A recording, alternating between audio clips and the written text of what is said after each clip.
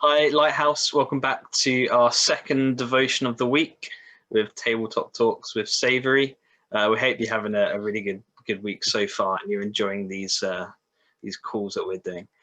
So today we're going to be spending a little bit of time about talking with Ian about one of his experiences where he traveled across the world. So Ian, you mentioned to us before that you spent some time in Singapore. Mm-hmm. So do you want to tell us a little bit about how that all happened, how that came about, and why you went there? Yeah, when we were at Bible college, we spent our summer in Singapore, and we had a great time there. But the only reason it came about was the guy who was responsible for me at Bible college thought everybody should be a missionary. And he was determined that I was going to be a missionary. And he made me promise that I would go abroad somewhere and check out whether God was calling me to another culture. And we'd got links with Youth for Christ. I'd been a volunteer director before college, and I'd already received an invitation from Singapore Youth for Christ to go and spend some weeks with them. And then we found out British Youth for Christ were sending teams out there, but they were looking for someone to go and research it. So that's what we did. We spent our time out there researching for YFC. They gave me an itinerary when I arrived, and I was preaching 14 times in the first 2 weeks, but I think the prep day was not until week 3. So I took one sermon with me, which I could most probably still preach off heart, and I preached that everywhere I went. But yeah, we had a great time. Beautiful country. That's amazing. I can imagine as well being in another country, there's, just a completely different culture. There's a lot that you need to rely on God for. Do you have any examples of like when you've needed to rely on God while you were out there? Yeah, I think we were Bible college students. We didn't really have a lot of money. We managed to scrape together £100 for the deposit on the ticket, and we're working as volunteers at Spring Harvest. We just got home from Spring Harvest, and to be honest, we were struggling to think about where we were going to get money for food. And I got a phone call from the travel agent saying our final £900 for the ticket had got to be paid for by 5 o'clock that Friday afternoon, or we'd lose the ticket on that deal. And I'm thinking stuff. So we prayed. Nothing came in Monday, nothing came in Tuesday, nothing came in Wednesday, and on it went. Nothing came in Friday morning. I went to Bible college, and there was 400 quid in cash from various students in my pigeonhole, which was interesting because most of those were as skint as we were. But it's lunchtime and I still need 500 quid. And this student comes up to me and says, his name was John, and he said, I really think I need to loan you £500.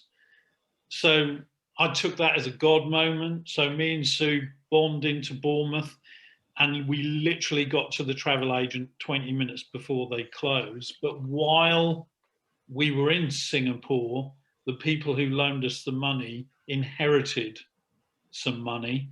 And when we got back, they said, we don't need it. You don't need to pay us back. So God was amazing.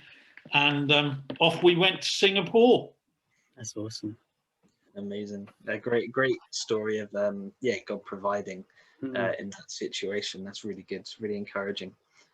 And if you had to choose one or maybe a couple of almost like life-changing experiences, what would they be from your time in Singapore? What is your biggest takeaway? My biggest takeaway is very simple, that God is faithful.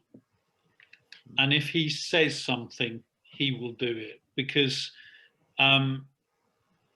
we went, I think we took £100 for the weeks there, which wasn't a lot of money.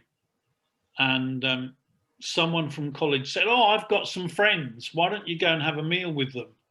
And you know, we'd gone all that way, but we had no money to take little gifts to our family, and we had no money to do anything while we were there. And so we went and had a meal with these people, didn't know them, from Adam. They had a beautiful condominium by a swimming pool, and we had a great time with them. And then we went back to our accommodation. 2 days later, they rang and said, "We're on the way to the airport. We're going back to the UK. Can we pop and see you on our way back?" And they did literally just pop in the driveway.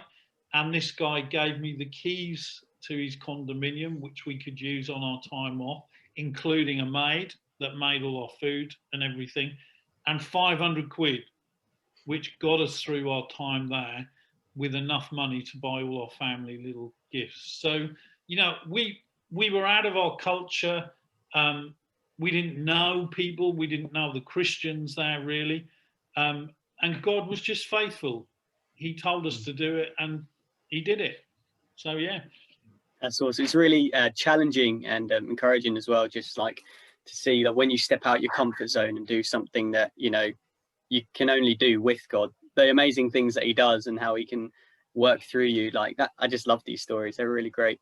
For tomorrow, you've got another song. Do you want to just share why you've chosen this song? Yeah, it's a song like a good proportion of my life now seems to be on YouTube, finding stuff for Sunday services. And in the early days, I stumbled across this song. The words are over 100 years old, and I think the tune is about 5 or 6 years old.